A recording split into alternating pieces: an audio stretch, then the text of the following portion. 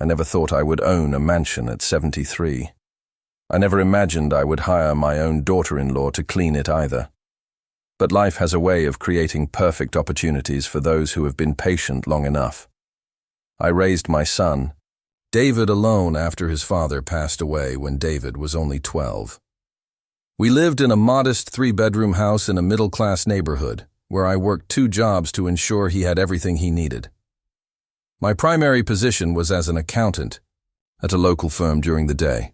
My second job involved bookkeeping for small businesses on weekends and evenings. The schedule was grueling but necessary to provide David with a good life and save for his college education. Our home was always filled with love despite the absence of luxury. I cooked homemade meals every evening regardless of how tired I felt after work. David and I would sit at our small kitchen table and share stories about our day. He grew into a kind and hard-working young man who excelled in school and showed remarkable talent in computer science. I was immensely proud when he received a scholarship to attend a prestigious university on the West Coast. The house felt empty without him. I continued working both jobs even after he left for college. The extra money went into my retirement fund and occasional trips to visit David at school. During his junior year, he met Melissa. She was studying business administration and came from a wealthy family in Connecticut. When David first introduced us during a video call, I noticed how she examined everything visible in the background of my modest living room. Her smile seemed polite but distant. Their relationship progressed quickly. David was clearly smitten with her beauty and confident personality. After graduation, they both secured well-paying jobs in the tech industry. David called me one evening to share that he had proposed, and Melissa had accepted. My heart swelled with happiness for my son, even as I worried about the differences in our backgrounds. I wanted to believe those differences would not matter. They planned an elaborate destination wedding at a luxury resort in Hawaii. The cost was astronomical. Melissa informed me that her parents would cover most expenses, but there were still expectations for my contribution. I withdrew a significant portion of my retirement savings to help with what they called my fair share. The amount nearly depleted what I had carefully saved over decades. I reminded myself that this was for David. His happiness was worth every penny. The wedding was beautiful but overwhelming. Melissa's family arrived with an entourage of friends who all seemed to know each other from country clubs and charity galas. I felt distinctly out of place in my department store dress among women draped in designer wear.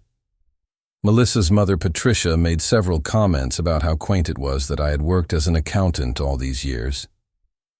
She told everyone at the rehearsal dinner how brave David was to have succeeded despite his humble beginnings. I smiled through it all for David's sake. After the wedding, the newlyweds bought a beautiful 4-bedroom house in an upscale neighborhood. I visited them 3 months after they settled in. Melissa had decorated their home with expensive furniture and art pieces that she mentioned by price rather than by what she loved about them. David seemed happy, though somewhat quieter than I remembered. He worked long hours at his tech company while Melissa had already reduced her schedule to part-time at her father's investment firm. During that first visit, I offered to help with cooking or household chores. Melissa seemed pleased and accepted my offer immediately. What started as a genuine desire to help quickly became an expectation. She mentioned that since I was staying, with them rent-free, it made sense for me to contribute. I did not remind her that I had brought groceries and gifts worth several $100s. By the end of my 2-week stay, I was preparing all meals, doing the laundry, and cleaning most of the house while Melissa went shopping with her friends or attended yoga classes. David noticed but said nothing. I saw his discomfort when he returned from work to find me scrubbing their kitchen floor while Melissa directed me to spots I had missed. He pulled me aside that evening and apologized. He told me this was just Melissa's way and asked me to be patient with her. For him, I agreed. I returned home exhausted but told myself that family relationships required compromise. The following year passed with monthly video calls and occasional visits. Each time I stayed with them, the pattern repeated.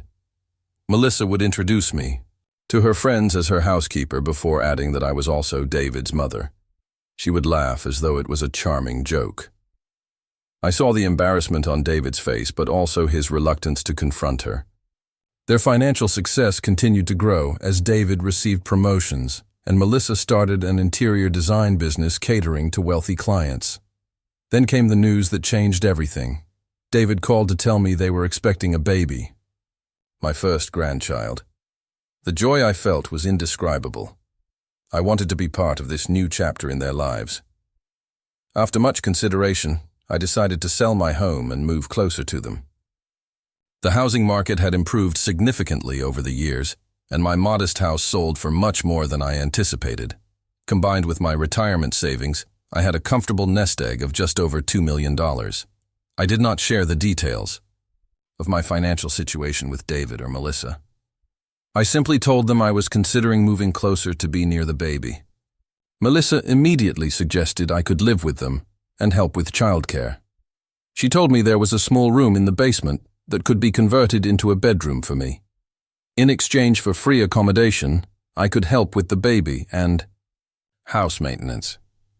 David looked uncomfortable but remained silent.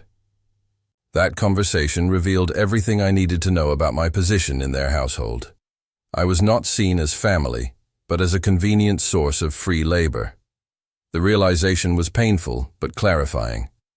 I thanked them for the offer but said, I would prefer to find my own place nearby. Melissa seemed disappointed, remarking that professional childcare was extremely expensive in their area. David at least had the grace to look ashamed. I returned home and contacted a real estate agent and financial advisor. For the first time in my life, I began to consider what I truly wanted, rather than what would benefit others. I had spent decades putting David's needs first as any loving parent would. Now it was time to consider my own future while still being present for my grandchild. This realization marked the beginning of a new chapter in my life, one where I would no longer allow myself to be taken for granted by anyone, including family. My financial advisor was surprised by my assets and helped me develop an investment strategy that would maximize my retirement income. Meanwhile, my real estate agent began searching for properties near David and Melissa, but not too close. I wanted independence while still being able to be part of my grandchild's life. What happened next was unexpected, but would ultimately lead to the most satisfying decision of my life.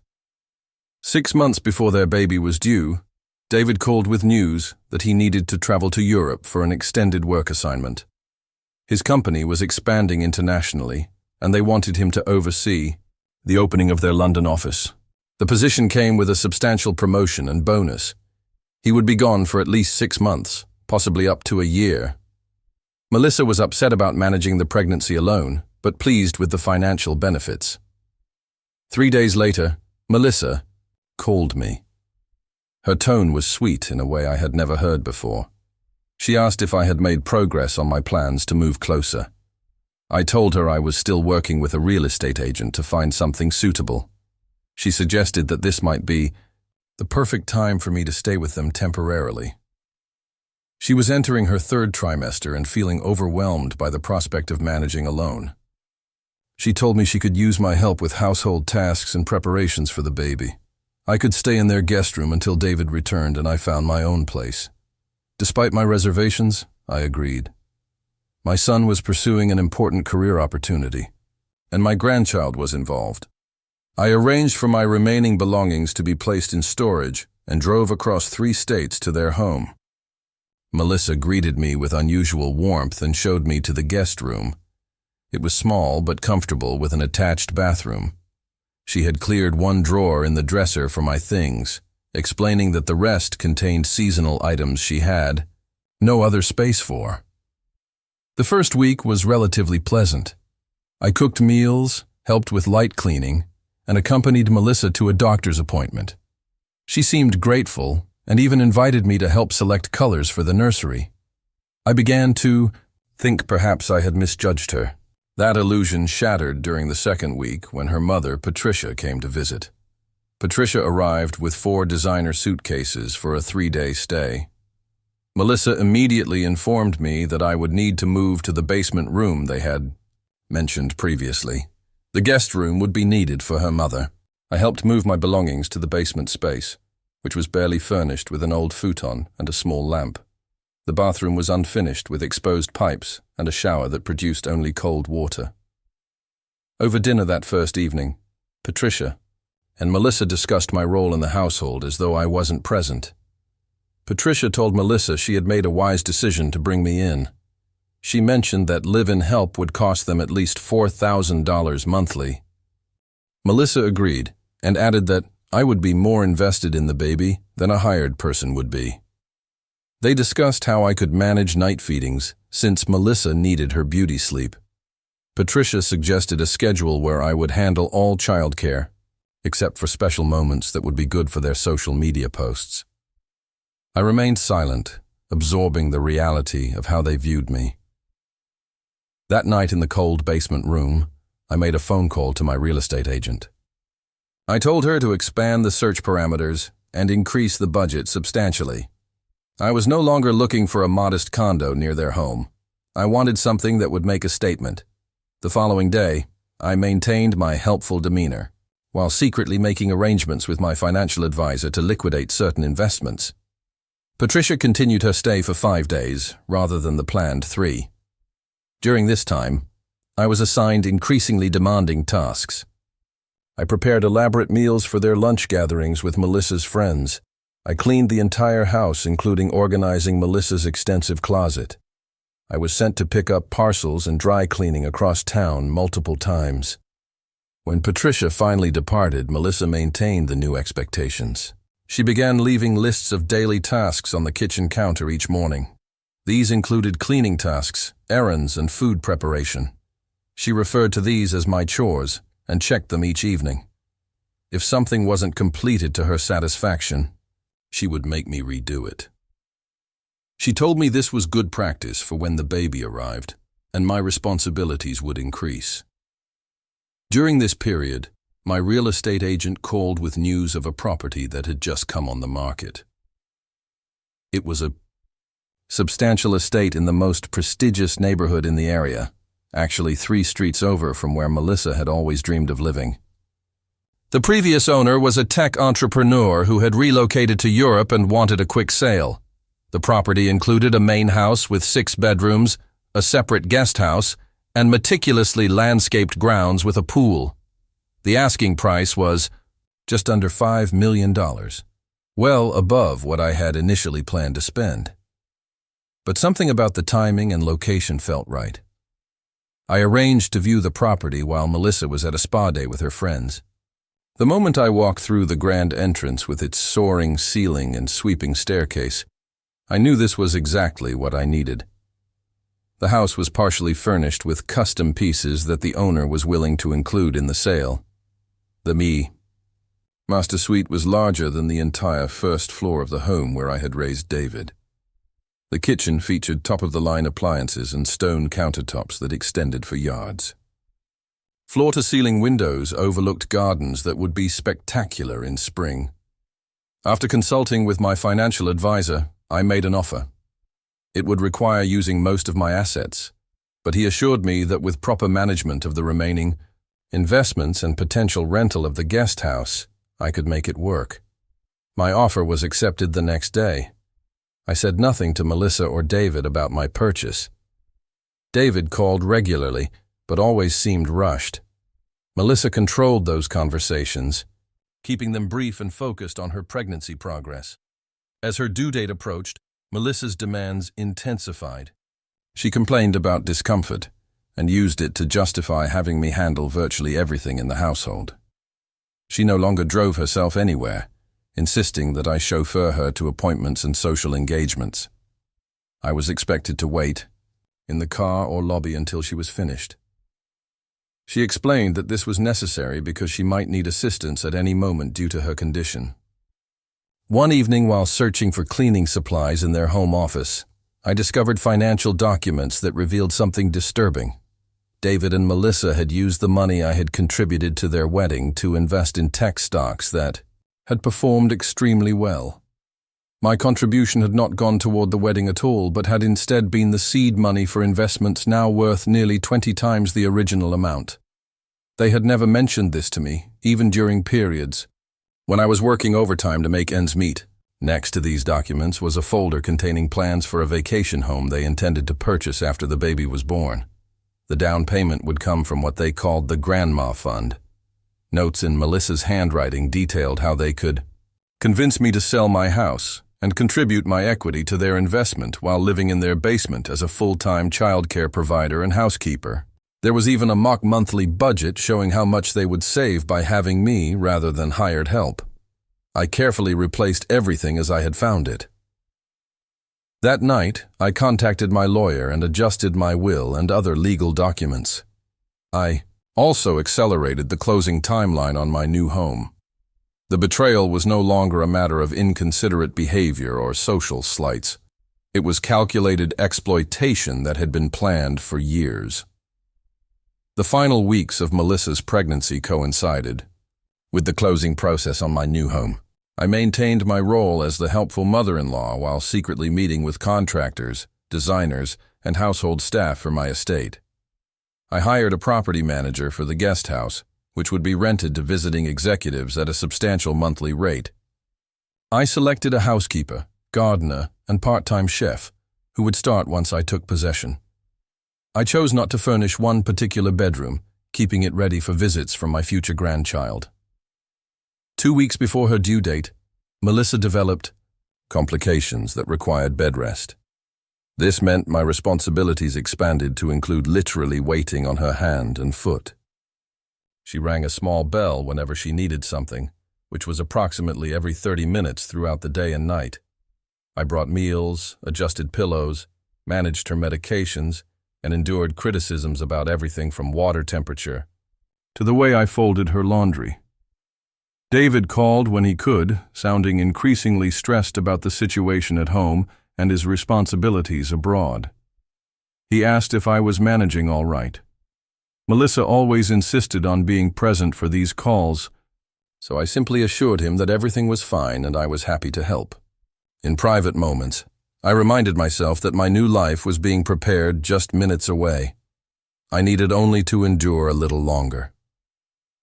Melissa's labor began 3 days before her scheduled induction. I drove her to the hospital at 2 a.m, carried all her bags, and contacted her doctor and Patricia as instructed. David arranged to fly home, but would not arrive until the following day. I stayed with Melissa throughout her 12-hour labor, bearing her complaints and accusations that I was not being supportive enough. When my granddaughter Emma finally arrived, the joy I felt transcended all the difficulty. She was perfect, with David's eyes and 10 tiny fingers that wrapped around mine when I first held her. David arrived exhausted, but elated. For the first time in months, I saw genuine happiness in his expression as he held his daughter. He thanked me repeatedly for taking care of Melissa and helping with everything. I wondered if he knew the extent of what everything had entailed. Patricia arrived the next day and immediately took charge of the situation, instructing nurses and dictating how things should be done. I was relegated to fetching items and running errands while she and Melissa made decisions about Emma's care. When they returned home from the hospital, the hierarchy was clear. Patricia occupied the guest room again. I was back in the basement. Melissa established a schedule where I would handle all night feedings so she and David could rest. David would be returning to London in 2 weeks to complete his assignment. Patricia would stay for another week before returning to Connecticut. The expectation was that I would manage everything after they left. The morning after they brought Emma home, a courier delivered an envelope containing the keys to my new home. The closing was complete. I now owned a mansion 3 streets away from where I was sleeping on a futon in their basement. The timing could not have been more perfect. David was home, but distracted by the baby and preparations for his return to London. Melissa was occupied with recovery and adjusting to motherhood with Patricia's constant guidance. No one paid attention to my brief absence when I visited my new home to meet with the staff I had hired. The stage was set for the next phase of my plan. My days of serving as their unappreciated housekeeper were coming to an end. Instead of anger, I felt a profound sense of anticipation. The tables were about to turn in a way Melissa could never have anticipated. The momentum of change was building, and I was finally the one in control of what happened next. The night before David was scheduled to return to London, I reached my breaking point. I had been awake for nearly 20 hours straight, caring for Emma during the night and handling household tasks during the day. Melissa had spent the afternoon at a salon getting what she called her first post-baby pampering while I did 3 loads of laundry, prepared dinner, and soothed a colicky Emma. When Melissa returned, she inspected the folded baby clothes and proceeded to refold them all, explaining that I needed to align the seams properly. David walked in as Melissa was demonstrating the correct folding technique for the 3rd time. He looked exhausted himself, having spent the day on video calls with his London team. He asked what was happening. Melissa told him I was struggling with basic tasks and needed constant supervision. She reminded him that they had discussed this potential issue before. The implication was clear. They had discussed my supposed inadequacies and prepared for them. Something shifted inside me at that moment. The weight of months of disrespect and exploitation crystallized into a single clarifying thought. I deserved better. Emma deserved to see her grandmother treated with dignity. Even David, despite his passivity, deserved to understand the consequences of allowing such treatment to continue. I excused myself and went to the basement room. I packed my essential belongings into a single suitcase, leaving everything else behind. I spent that night in my new home for the first time. The master suite was larger than their entire 2nd floor. I slept in a king-sized bed with linens that cost more than Melissa's designer diaper bag. The house was quiet and immaculately prepared by the staff I had hired. In the morning, I enjoyed coffee on my terrace overlooking gardens that were beginning to bloom. For the first time in months, no one rang a bell to summon me. No one criticized how I prepared breakfast or arranged items in a refrigerator. My phone showed 12 missed calls and 26 text messages. Most were from Melissa, beginning with annoyance at my absence during night feedings and escalating to panic when she realized my belongings were gone. The final messages contained threats about how my abandonment would affect my relationship with Emma. David had called twice and left voicemails asking where I was and if I was safe. His tone was concerned rather than angry. I sent David a brief message. I told him I had reached my limit with the current living arrangement and had moved into my own place. I assured him I was safe and would contact him soon. To Melissa, I sent nothing. Her panic was not my concern after months of treating me as though I was nothing more than convenient labor. The emotional release was both painful and liberating. I spent the day wandering through my new home, connecting with the space that represented my independence. Each room was a testament to choices made for myself rather than for others. The nursery I had designated for Emma whenever she visited was painted in soft yellows with a handcrafted crib and rocking chair.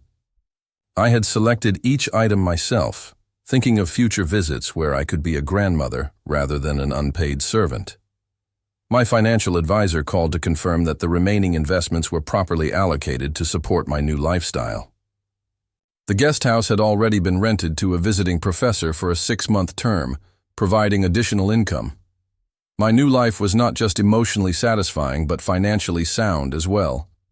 The knowledge that I had achieved this entirely on my own added a layer of validation I had never experienced before. By evening, the missed calls had increased. Patricia had joined the campaign to locate me, leaving messages that alternated. Between concern and subtle accusations about my mental stability, she suggested that perhaps the stress of helping with Emma had been too much for someone my age. The condescension was familiar, but no longer affected me as it once had. I was beyond their reach in every way that mattered. David called again, as I was preparing for bed. This time I answered. He sounded distressed and confused.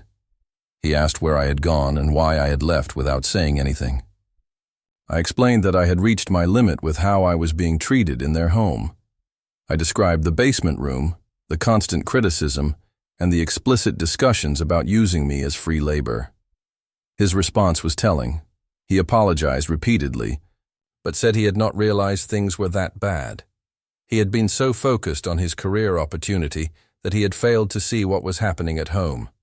I believed he was genuinely unaware of the extent of the situation, but that did not excuse his inaction when he had witnessed disrespect firsthand. I told him I had purchased a home nearby and would be living there permanently. He expressed surprise that I had bought property without mentioning it. I reminded him that he and Melissa had made significant financial decisions without consulting me, including using my wedding contribution as investment capital. The silence that followed confirmed he had not known I discovered this information.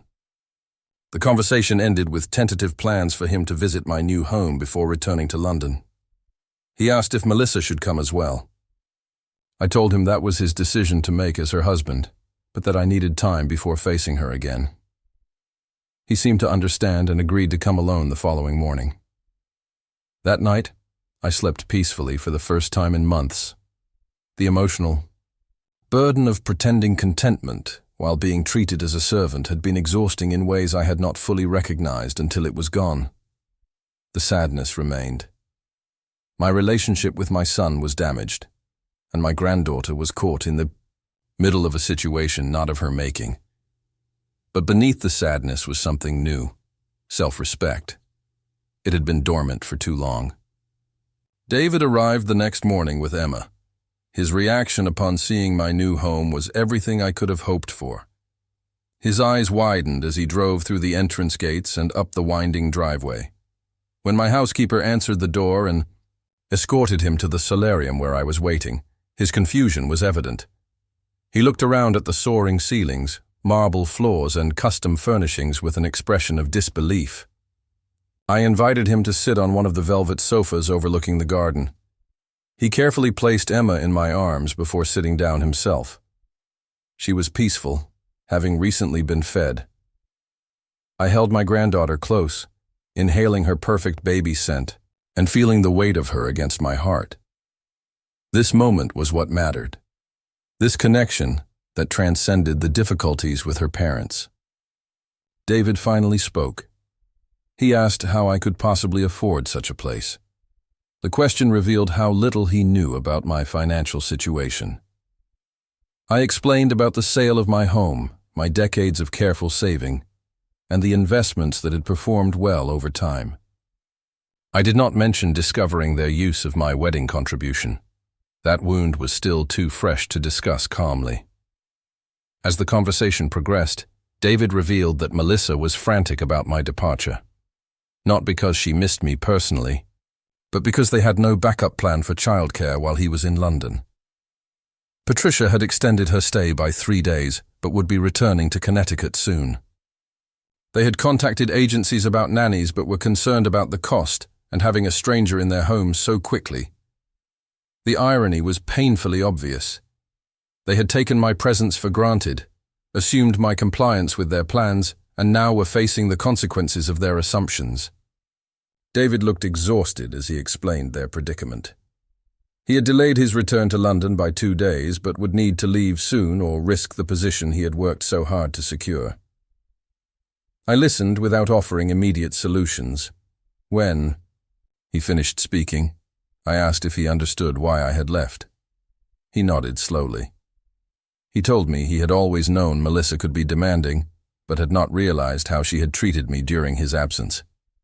He acknowledged that he should have been more attentive and protective. His apology seemed sincere if somewhat prompted by their current childcare crisis. Before he left, I agreed to visit Emma regularly, but made it clear I would not be returning to their home as a resident caregiver. I would be a grandmother who visited on my terms and was treated with respect. David accepted this with visible relief that I would remain part of Emma's life. He promised to speak with Melissa about her behavior and expectations. The conversation left me emotionally drained but resolute. The path forward was becoming clearer. I would establish boundaries that protected my dignity while maintaining a relationship with my granddaughter. I would demonstrate through actions rather than words what proper treatment looked like. And if the opportunity arose to provide Melissa with a powerful lesson about respect and consequences, I would not hesitate to take it. That opportunity would present itself sooner than I expected, and in a form that seemed orchestrated by fate itself. The universe sometimes has a remarkable sense of timing and justice. The events that followed would transform not just my relationship with Melissa, but her understanding of her own place in the world. The education she was about to receive would be more valuable than anything she had learned in her privileged upbringing or business degree program. 3 days after David returned to London, my phone rang. The caller ID showed Melissa's name. I had not spoken to her since leaving their home nearly a week earlier. I considered letting it go to voicemail, but decided it was time to establish new terms for our relationship. I answered with a neutral greeting. Her voice was strained as she asked if we could meet to discuss some important matters regarding Emma. I agreed, but suggested we meet at a cafe rather than either of our homes. She hesitated before accepting. The following afternoon, I arrived at the cafe 10 minutes early. I selected a table near the window and ordered tea while waiting. Melissa arrived precisely on time with Emma in an expensive stroller. She looked exhausted with dark circles under her eyes and hair pulled back in a messy ponytail. This was dramatically different from her usual polished appearance. She ordered a large coffee before sitting down across from me. The conversation began with awkward pleasantries and questions about how I was adjusting to my new home.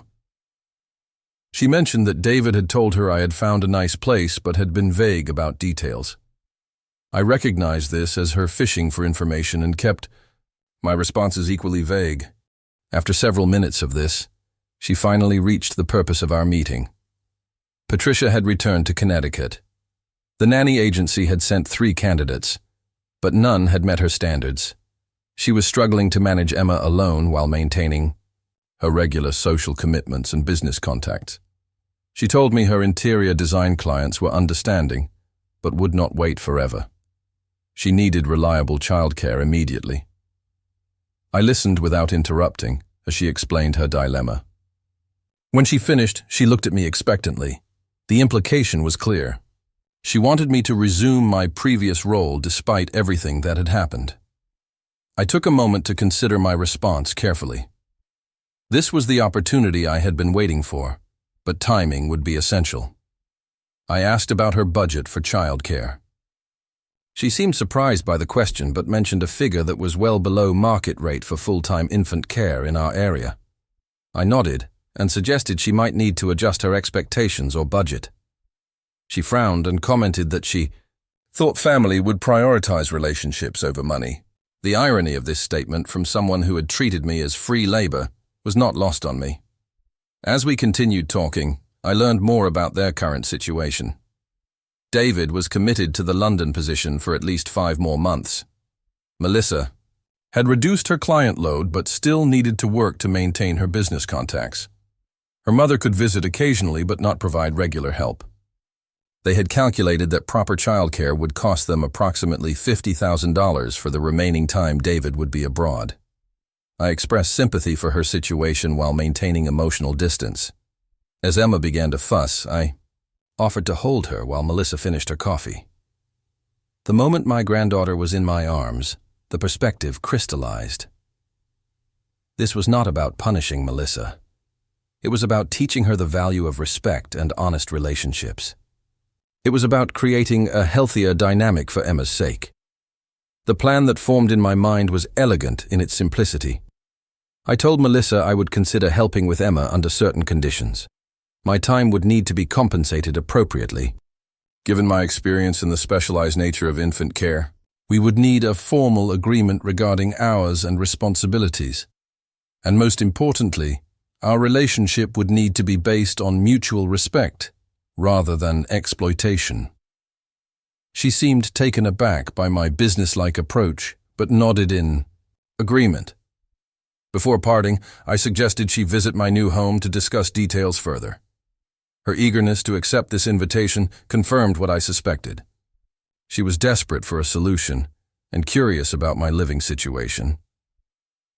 We arranged for her to come the following afternoon.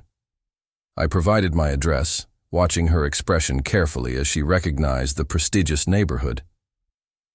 That evening, I prepared for Melissa's visit with methodical attention to detail. I instructed my housekeeper to ensure every room was immaculate. The chef prepared an assortment of pastries and finger sandwiches for afternoon tea. I selected a casual but clearly expensive outfit that would communicate my new status without appearing ostentatious. Every element was designed to create maximum impact when she arrived. I also prepared documents with the help of my lawyer. These included a consulting agreement for childcare services with specific terms regarding compensation, hours, and expectations. The hourly rate was set at 3 times the market rate for premium childcare providers. There were clauses regarding overtime, cancellation fees, and performance reviews. It was identical to the type of contract Melissa would present to her interior design clients, except now she would be the client rather than the service provider. The final preparation involved subtly rearranging certain areas of my home to highlight features I knew would particularly affect Melissa. I moved a piece of art by an artist she had often mentioned wanting to collect to a prominent position in the entryway. I selected serving pieces for tea that matched the pattern she had registered for, but never received as wedding gifts. These details might seem petty, but they were calculated to communicate that our positions had fundamentally changed. When Melissa arrived the following day, the impact exceeded my expectations. Her mouth literally fell open as she followed the circular driveway to the front entrance. The housekeeper greeted her and took the diaper bag while I welcomed her into the foyer with its sweeping staircase and crystal chandelier. Emma was asleep in her carrier, which allowed Melissa to fully absorb her surroundings without distraction. I gave her a brief tour, watching as she noted details of the decor and architecture with her professional eye. Her expression cycled between amazement, confusion, and what appeared to be calculation. She asked carefully phrased questions about when I had purchased the property and how I managed such a large home. I provided minimal information, allowing her imagination to fill in the gaps. We settled in the conservatory for tea. The table was set with fine china and silver service. The chef had outdone himself with delicate pastries arranged on tiered platters. Melissa commented on the beauty of the setting while glancing repeatedly at the garden visible through the windows. Knew she was mentally cataloguing everything she saw, likely to report back to Patricia later. As we discussed the childcare arrangement, I presented the contract I had prepared.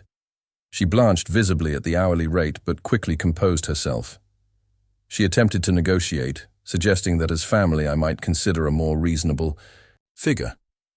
I reminded her that she had established our relationship as primarily business rather than family during the previous months. The compensation reflected the premium service she was requesting on short notice.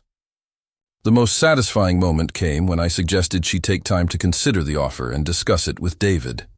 I mentioned casually that with my new commitments, I would only be able to hold the position open for 24 hours before moving. On to other opportunities. Her panic was barely concealed. She asked what other opportunities I could possibly have. I smiled and mentioned that several neighbors had expressed interest in my services as a household management consultant based on my experience. She signed the contract before leaving. The desperation of her situation overrode any financial concerns. As she walked to her car, I noticed her taking one last look at the house with an expression that contained equal parts envy and disbelief. The first phase of my plan was complete. Melissa had acknowledged my value in the most tangible way possible. She would pay a premium for services she had previously expected for free. The following week established our new dynamic. I arrived at their home precisely at the agreed-upon time each morning. I cared for Emma with the same love and attention I would have provided without compensation. The difference was in how Melissa treated me. There were no more bells, no demands disguised as requests, no criticism of my methods. She was unfailingly polite, even deferential at times. The power balance had shifted entirely.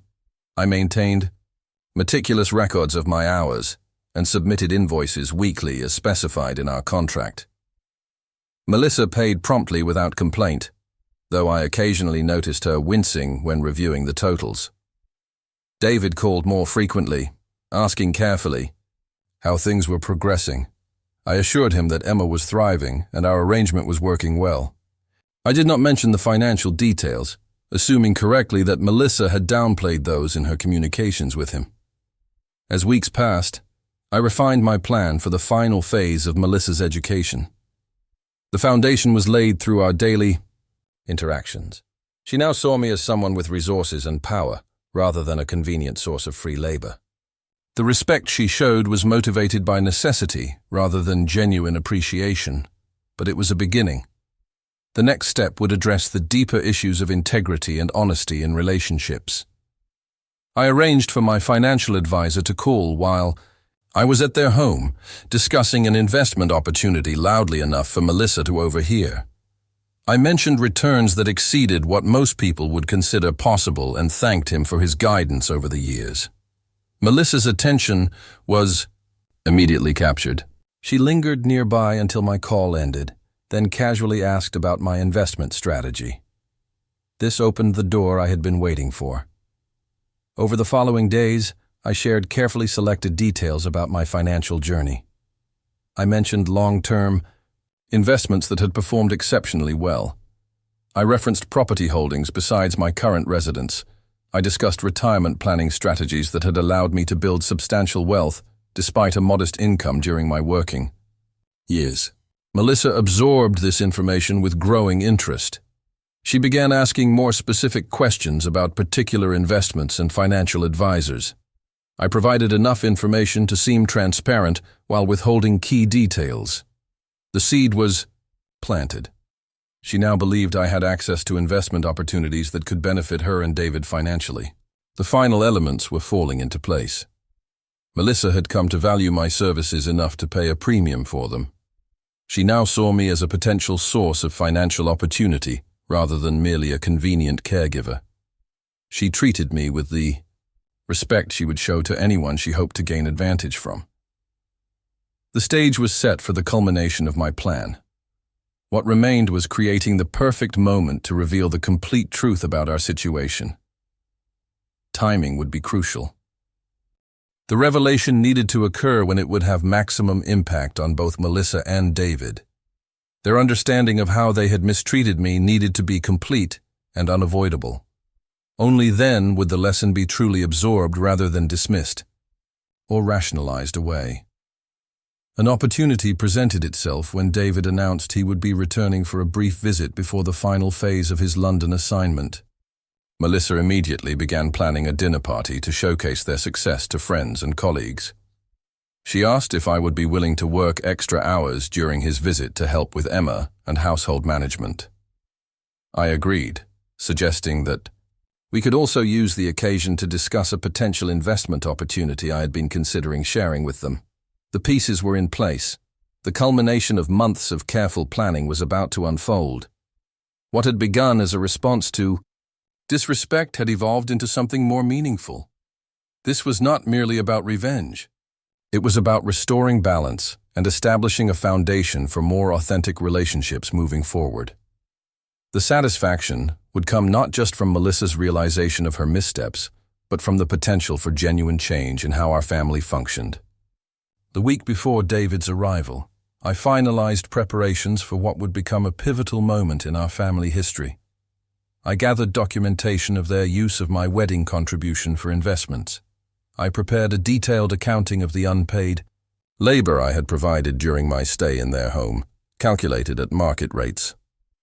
I collected evidence of Melissa's plans to exploit my housing situation for their benefit.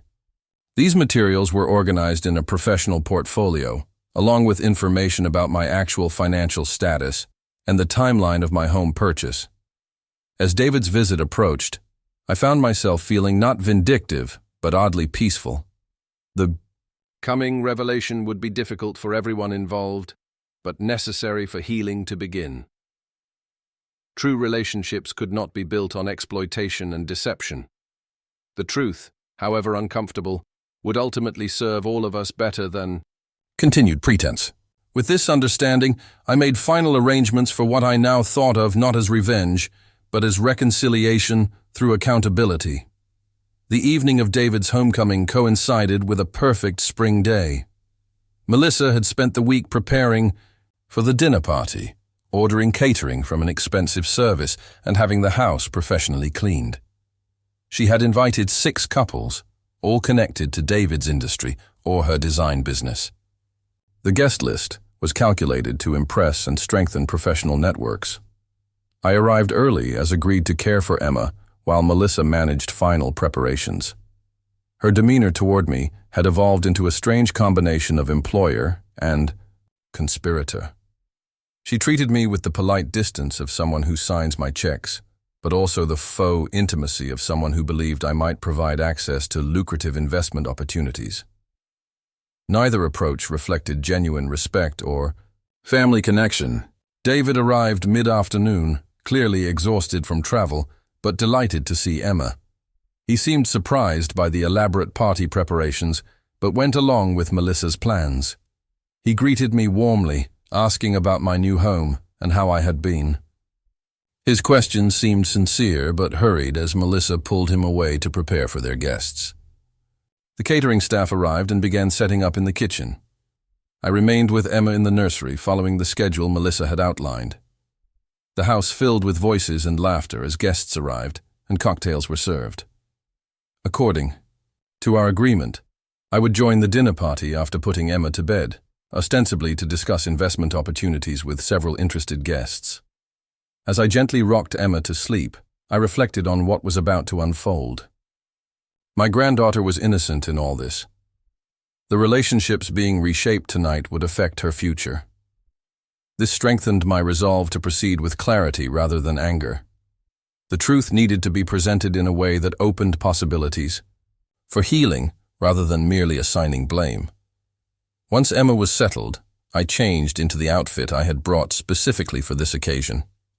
It was an elegantly tailored suit in deep blue that projected confidence and professionalism. I added a simple pearl necklace that had belonged to my mother. These choices were deliberate, creating visual distance from the housekeeper and nanny role I had been assigned. I descended the stairs as dinner was being served. The dining room had been arranged to showcase Melissa's design aesthetic, with elaborate floral centerpieces and place settings that coordinated perfectly with the room decor. Melissa had placed me between an investment banker and a tech executive, positioning me to discuss financial opportunities as she had planned. Throughout dinner, I participated in conversations about markets and investment trends. Years of working in accounting had given me sufficient knowledge to engage meaningfully on these topics. The investment banker seemed particularly interested in my perspectives, asking detailed questions about my approach to portfolio diversification. Melissa watched these exchanges with poorly concealed anticipation. After dessert was served, Melissa suggested moving to the living room for coffee. As guests rearranged themselves, she approached and asked if I was ready to discuss the investment opportunity I had mentioned. Several guests were apparently eager to hear more. I assured her I was prepared and would need just a few minutes to retrieve some materials from my car. I returned with the portfolio I had prepared and a small gift bag. The timing was perfect. David was describing his London project to an attentive audience. Melissa was circulating among guests, ensuring everyone had coffee or digestives. I placed the gift bag on a side table and positioned myself near the fireplace, where I could be easily seen by everyone. Melissa noticed me and quickly gathered everyone's attention. She introduced me as David's mother and mentioned that I had an exciting investment opportunity to share with the group. All eyes turned toward me. David looked confused but interested. The moment had arrived. I thanked Melissa for the introduction and began by sharing that I had indeed been considering an important investment involving their family. I opened the portfolio and removed a set of photographs. The first showed my new home from the exterior. I passed it around as I explained that I had recently purchased the Marshall estate, named after the tech entrepreneur who had built it 3 years earlier. The reaction was immediate. Several guests recognized the property and exclaimed about its beauty and exclusivity. Melissa froze momentarily before recovering with a strained smile. David looked completely bewildered. I continued calmly, showing additional photos of the interior and grounds while explaining the unexpected financial journey that had led to this purchase. I shared that after decades of careful saving and prudent investment management, I had accumulated substantial resources. The sale of my longtime home had provided additional capital that made the estate purchase possible. I mentioned the guest house that was already generating rental income and my plans for the property moving forward. The room had grown silent, except for murmurs of appreciation as the photos circulated. Melissa's expression had transformed from expectant to confused to increasingly alarmed. She attempted to redirect the conversation, suggesting we move on to the specific investment opportunities she had mentioned to her friends. I acknowledged her comment with a smile and assured everyone that I was coming to that point. I then removed the accounting documents I had prepared. I explained that before discussing future investments, I wanted to clarify some past financial interactions within our family. With professional detachment, I outlined how my contribution to their wedding had actually been used as seed money for investments rather than wedding expenses, as I had been told. I described how those investments had performed extraordinarily well, but the proceeds had never been acknowledged or shared. David's expression shifted from bewilderment to shock to shame as I spoke. Several guests looked uncomfortable, recognizing they were witnessing a family matter that had unexpectedly become public. Melissa attempted to interrupt, suggesting this was a private matter better discussed another time. I acknowledged her concern, but noted that financial transparency was essential when considering investment partnerships, which was what she had presented to her guests. I then addressed the most recent chapter in our financial relationship. I described my temporary residence in their home, initially intended as family support during David's absence. I outlined how that arrangement had evolved into an employment situation where I provided childcare, housekeeping, and cooking services. I emphasized that this current arrangement was properly compensated under our formal contract, which had appropriately valued my services at premium market rates. The investment banker commented that proper valuation of services was indeed fundamental to any financial relationship. This unexpected support from a guest gave me confidence to continue to the final phase of my presentation. I revealed my gift bag and removed a small box wrapped in silver paper. I presented it to Melissa, explaining that it contained a token of appreciation for the valuable lesson she had taught me about the importance of clearly defined relationships. Melissa opened the box with visible trepidation. Inside was a cleaning cloth of the type used by her housekeeping service, embroidered with the date I had left their home and purchased my estate. Attached was a handwritten card that read, "Sometimes the most valuable service we provide is teaching others how not to treat people." The symbolism was unmistakable, but not overtly hostile. Melissa stared at the gift, unable to form a response. David looked stricken, clearly processing the full implications of what had transpired over the past months. The guests shifted uncomfortably, sensing the underlying tension, but not fully understanding its origins. I concluded by addressing the entire group. I explained that my purpose was not to embarrass anyone, but to establish clear foundations for moving forward. I valued family relationships based on mutual respect, rather than exploitation. I welcomed continued professional collaboration regarding Emma's care under our existing contract. And I was open to genuine family reconciliation that acknowledged past mistakes and committed to better patterns moving forward.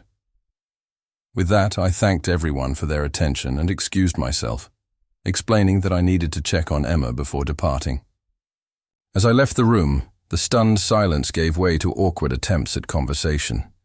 I heard Melissa making strained jokes about family dynamics, while David remained noticeably quiet.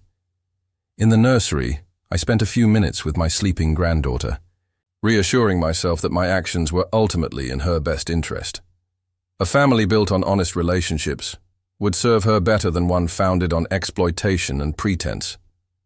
As I gathered my belongings, David appeared in the doorway. His expression was a complex mixture of emotions. He asked if we could speak privately. We moved to the small sitting area adjacent to the nursery.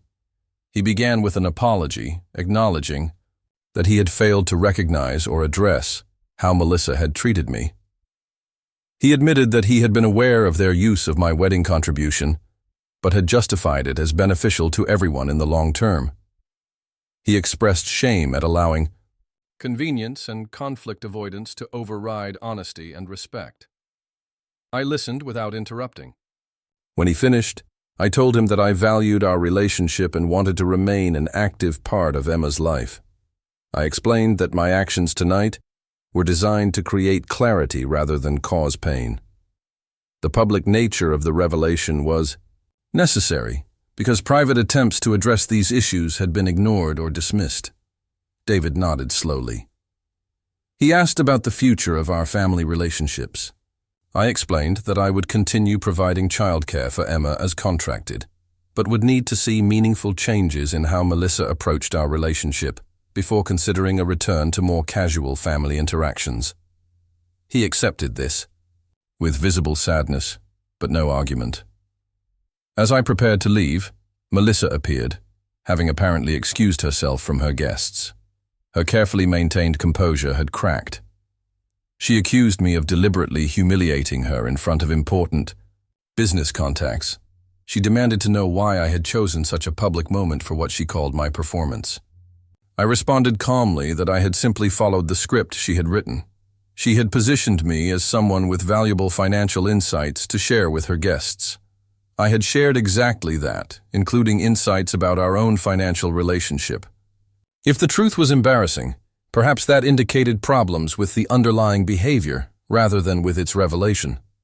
Her anger gave way to calculation as she processed my words. She asked if I intended to terminate our childcare arrangement. The concern in her voice had nothing to do with family relationships and everything to do with practical considerations. I assured her that I would honor our contract as written. My professional commitment remained separate from my personal disappointment. As I drove home that evening, I felt a complex mixture of emotions. There was satisfaction in having clearly established boundaries and consequences. There was sadness for the family relationships that would need substantial repair, and there was hope that this difficult evening might eventually lead to more authentic connections based on mutual respect rather than convenience or exploitation. The immediate aftermath unfolded largely as I had anticipated.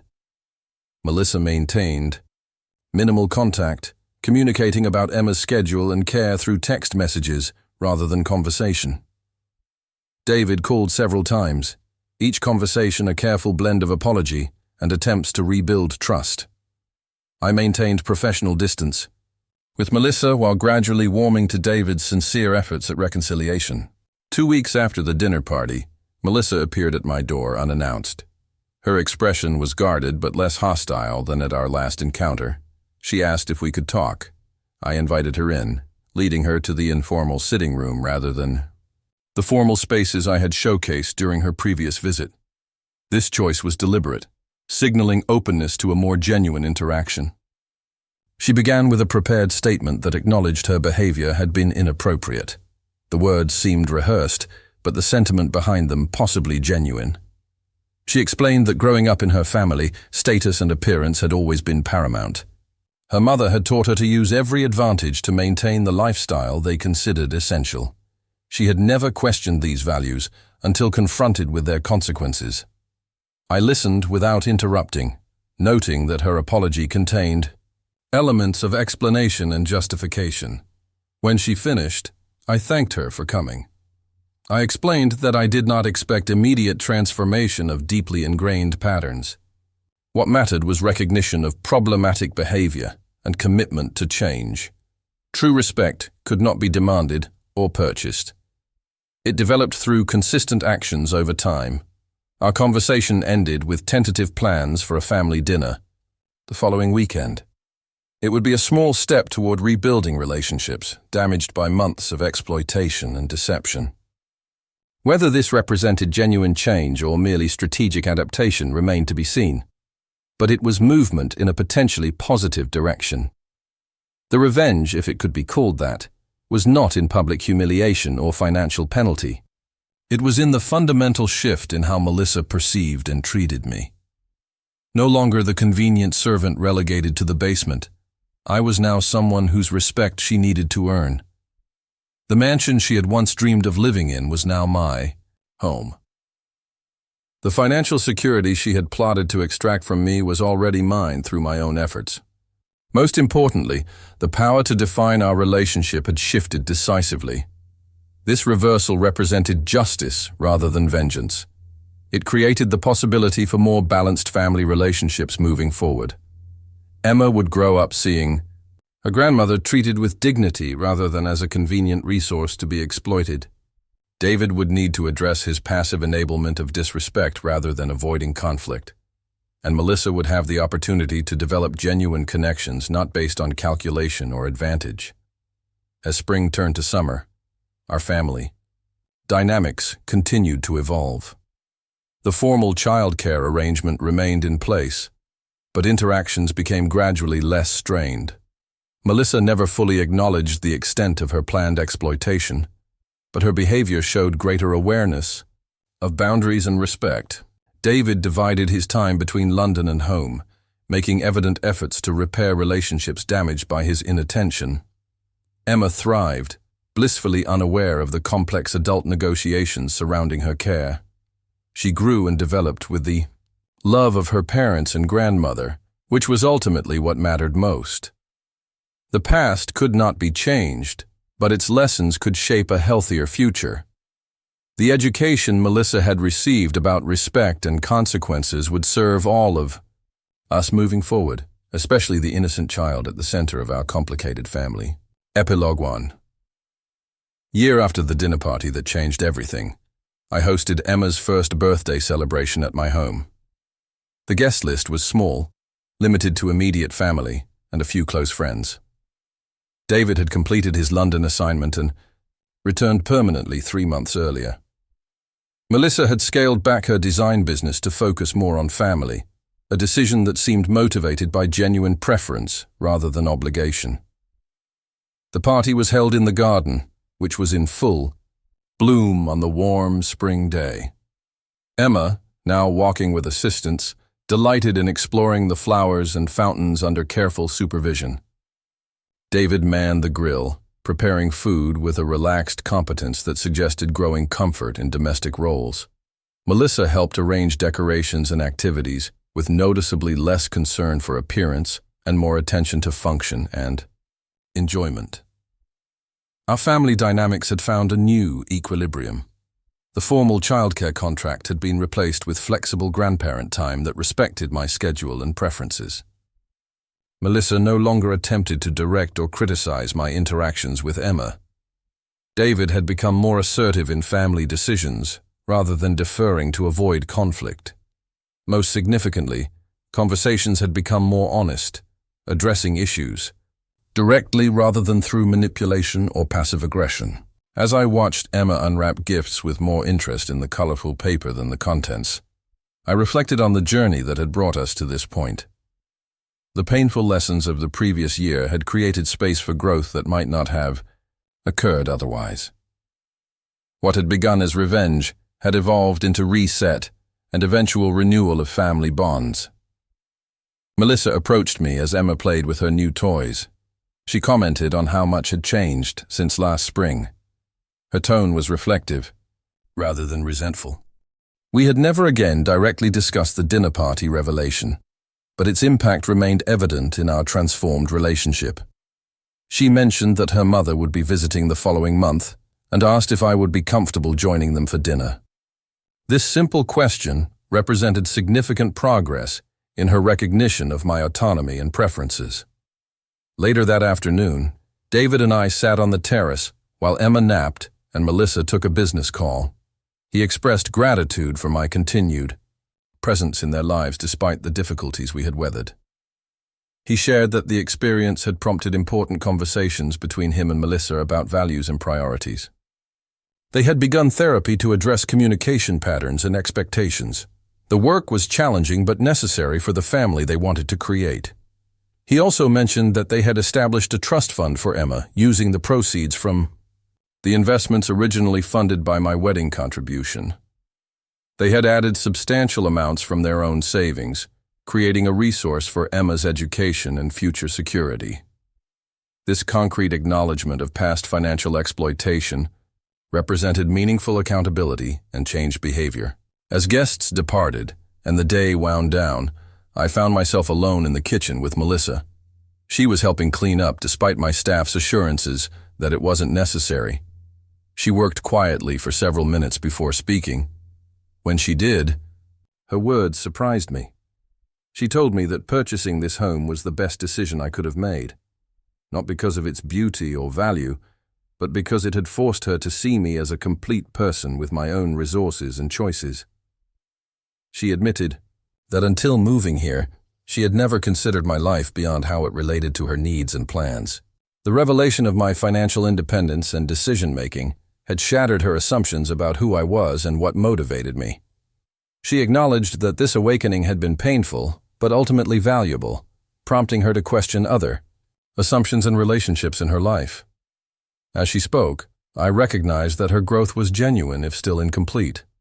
The entitled young woman who had relegated me to a basement room and rang a bell for service had begun to develop awareness of others as equals rather than accessories. The process would likely continue throughout her life, as it does for most people working to overcome ingrained patterns and privileges. That evening, after everyone had gone, I walked through my garden in the fading light. The mansion that had once represented revenge now symbolized something entirely different. It was a sanctuary of my own creation, a place where relationships could be rebuilt on foundations of mutual respect rather than convenience or exploitation. It represented not just financial security but emotional independence and the authority to define my own role in family dynamics. Emma would grow up visiting this home, understanding it as her grandmother's domain rather than an extension of her parents' household. She would see me as a distinct individual with my own life and choices, rather than merely a supportive character in her parents' story. This perspective would shape her developing understanding of family relationships and respect for others' autonomy. David and Melissa continued their evolution as individuals and as a couple.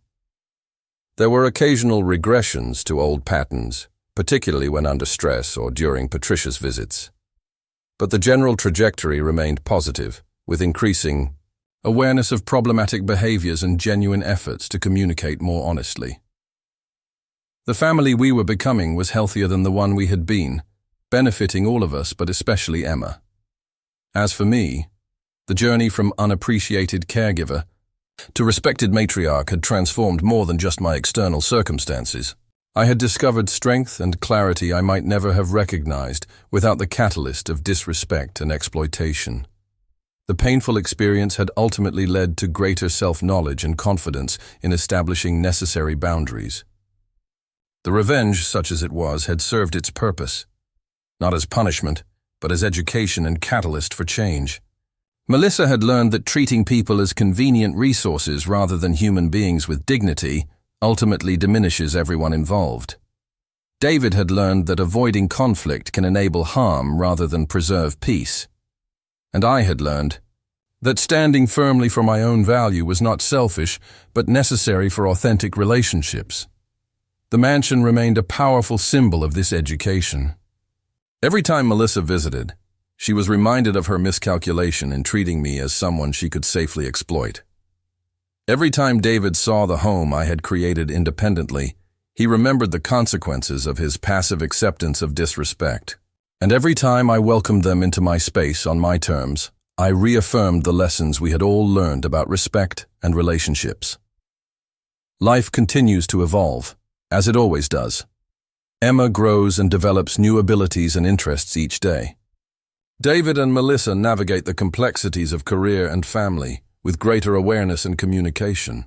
I balance my role as grandmother with my own interests and activities, maintaining the independence that proved so valuable.